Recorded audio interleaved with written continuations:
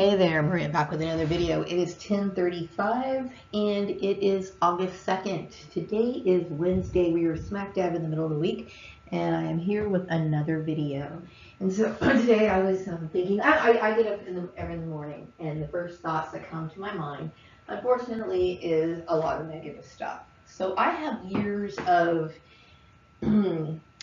trauma and years of like mind regurgitation over not just this issue, but all the issues that relate to it. Like I've mentioned before, I am a lifelong victim of gang stalking in several ways. You know I was bullied when I was younger, living in Lancaster, and then that same bullying came into the town that I'm living in now.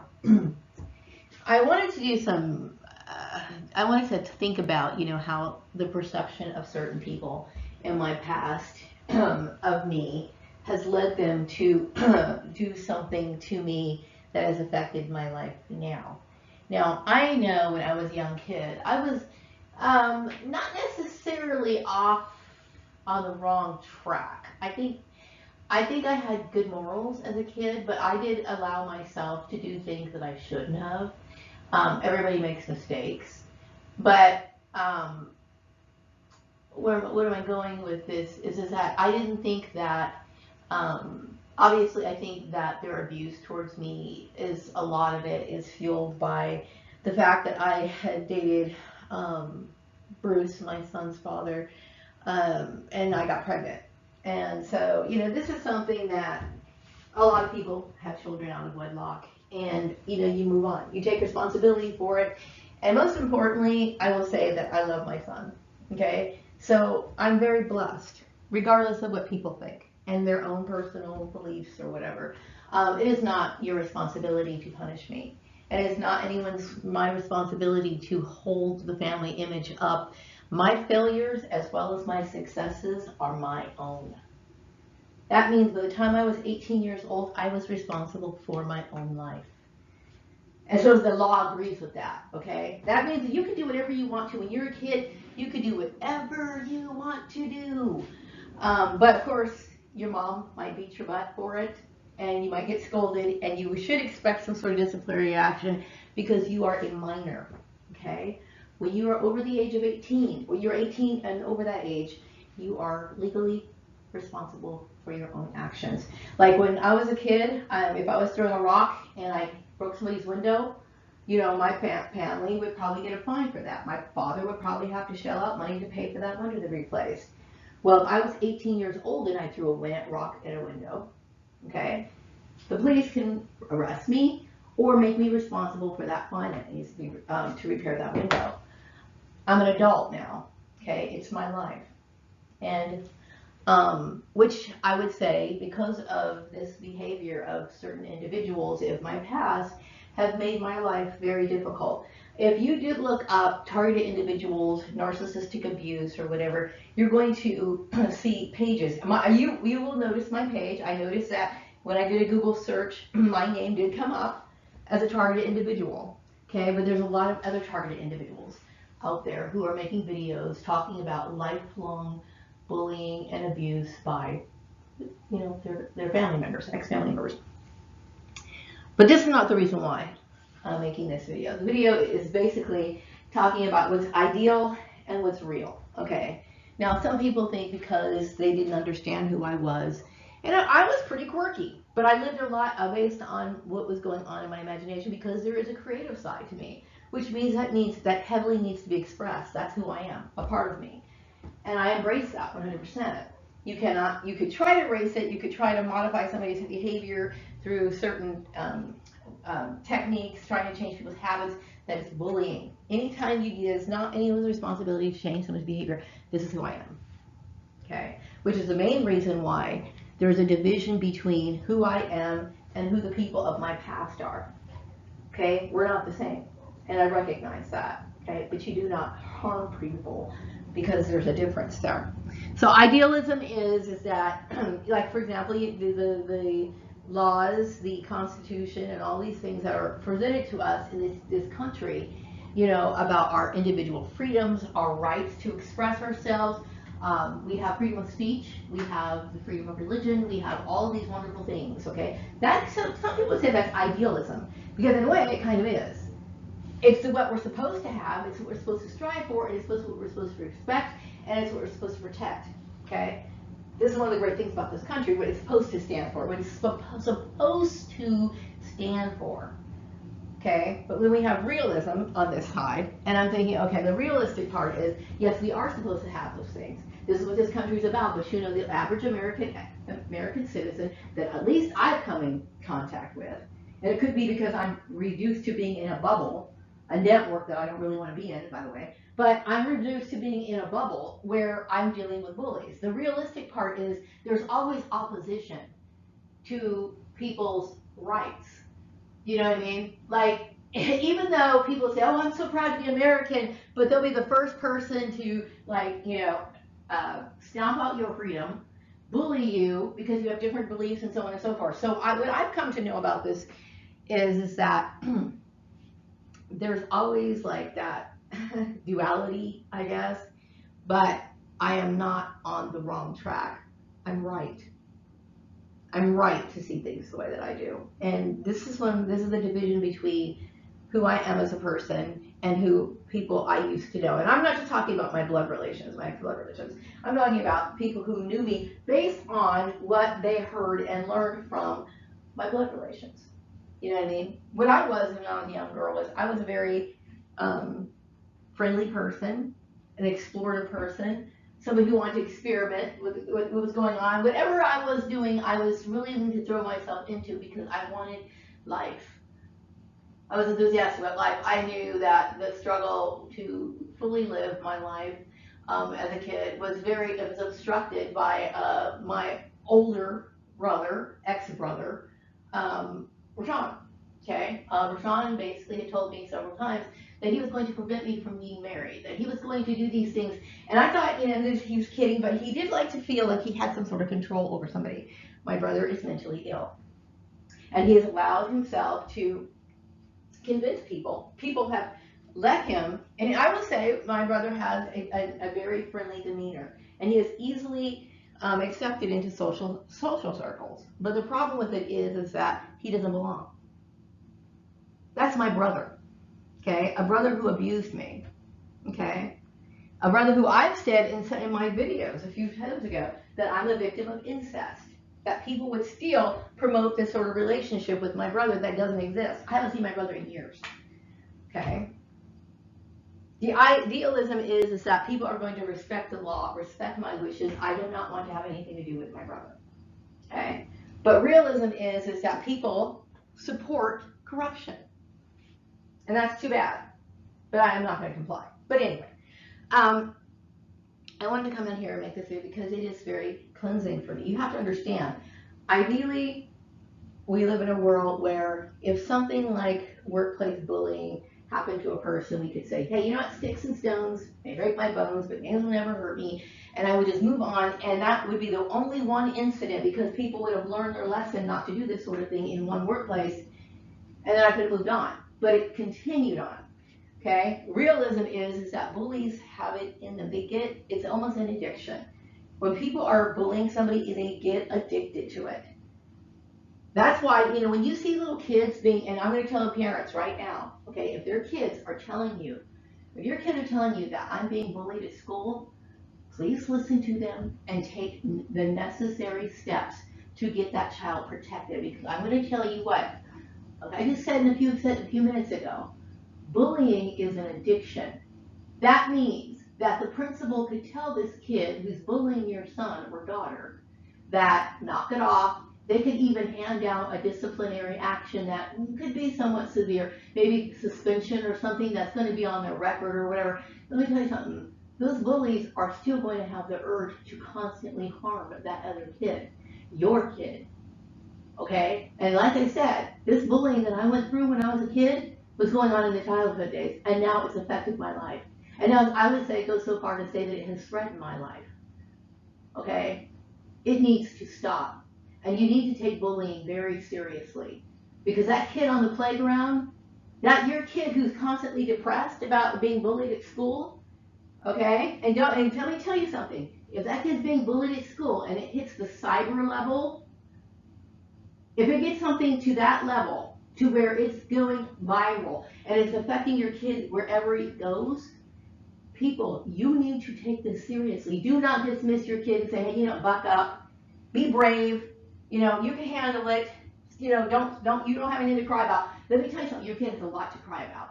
And he understands, okay? Your kid probably intuitively knows that this person has an addiction to hurting him or her. It is serious, okay? Take bullying very seriously in the school, and definitely take bullying seriously when it comes to work. Okay? So, I mean, people are talking a lot about bullying right now. Some of that bullying issue is becoming into, what do you call it? Filtering into some of the stories that are being written right now about people who are not happy with their work. Okay? Bullying does play a huge part of it. Because, people are more likely to bully in their behavior than take steps that are going to be able to be used to actually resolve an issue, because people want to win. And what people need to understand is little conflicts that go on in the workplace are not meant to be won. They're not meant to be played in the first place. You're there to do a job. Now, I know that people deviate from that. They want to make their lives fun and all this other stuff, but you don't make it fun at other people's expenses, at other people's expense. Okay? Idealism, I have the right to go to work. I have the right to have a job. I have the right to work in peace. I have the right to seek employment that is going to fit my lifestyle. Did you hear that? Fit my lifestyle. That means if I'm somebody who likes to, I don't know, travel every other week, okay? So then I would look for a job that's part-time. Now, that's not my situation, but I couldn't think of any other type scenario. But whatever, you look for jobs that are really going to try to. Idealism, okay? But the realism is you don't always get that, okay? But you want to be able to find something that's at least fits your core values. You know how like companies have core values, okay? You need to make sure that you truly are in line with their core values, meaning that whatever you do to support them at your job is not going to affect your job after the job. Okay? I don't want to be a part of a job that's going to be evasive or demand that my life needs to be revolved around it. No, I don't. Okay? I'm off duty here, and this is my life. This is my private life. Respect it. I set boundaries. Okay? But whatever those core principles are, you should be in alignment with it. And this is why people have a hard time fitting and finding me the correct job. Okay? Ideally, I would be working in a fashion industry, or I would be doing something like that relates to certain hobbies and interests, a sort of industry that relates to certain hobbies and interests that I personally have. Like, for example, if there was a yarn company out here in this town, and that would be kind of cool because I like yarn, I like knitting, crocheting. I'd like to see how that's done. I would find it. I have an appreciation for what yarn can do. It could be flipped into a sweater. You could make I don't know, Afghans, whatever. Okay. Same thing with fabrics or whatever. Those sort of things. Makeup companies, hair companies, whatever. Okay. On the other hand, I also like a lot of the natural type stuff, like naturally made clothing, incense, candles, that sort of stuff. So if there was a company that they used to call it the psychic eye. Okay. Like they used to have this company. If there was a bookkeeping job or something like that for the psychic eye that was out here in Bakersfield, then yeah, I would love to work for that company. You know why? Because I like the products. I'm into the company. I like the core values. I like where it's going. I like what it says. I like everything, the foundation, all of it. You see what I'm saying? That's idealism. That would be great, but that is not always the case. So there's certain things that I can handle, I can deal with. You know what I mean? I'm a realistic person, okay, but I do understand what makes things the best fit. You know what I mean? I understand what makes things like compatible or the ideal type thing. You know, like I'm sure there's certain things that we can't always control. We can't always control things in this situation either. But I think that I've been mismatched for a lot of it. And then also the fact that ideally I would like to have a job where I can start off with a fresh slate. Like I can walk into a workplace or whatever I'm doing, okay? And I don't have to be judged based on gossip that has nothing to do with me. Somebody who's just going to, I'm talking to them, we're talking about work, and that's what we're talking about. Whatever it needs, the situation that needs to be taken care of at hand, not them wondering about who I'm married to, am I an adulteress? Just bullshit, okay? I mean, or worrying about me converting to a religion that I have no interest in being a part of, regardless, okay? It's like, but realistically, people gossip. They do. And this is one of the reasons why I love the law. Why do I love the law so much? Because the law is written to correspond with naturally, which is likely to, what is likely to occur in nature. Okay? So they obviously, people know that people gossip. So guess what? People can go to jail. Not go to jail, but you can be fined. I can take this to court if somebody is slandering me. There's a law for that. Okay? There's a law for what happened to me at work. There's a law for our behavior or conduct. Anything you can think of, there is probably a law for it. Okay? Because ideally, we have the right to live the way we want to, but the reality is that there's always going to be people who are going to, those bullies, they exist. Okay? So this is why we rely on the law. And this is why I appreciate the law. So anyway, yeah, I will probably be making some videos from time to time. I'm a little disturbed yesterday. And yeah, I'm going to tell you right now that I am so mentally fragile that certain things that I do affect my mood for hours or days. Just because I had to go to the courthouse yesterday to file those papers, I'm disturbed about what happened. And I should be. And this is my natural reaction to everything that has happened to me year after year after year after year, okay, without psychiatric help or assistance that I knew good and well was just as polluted and corrupt as everything else, okay. Maria has to deal with a lot. So what I hear, and I'm sure Karen Johnson's like, she needs to be more gung-ho about getting it. You know what? Get off my fucking back. Get off my back.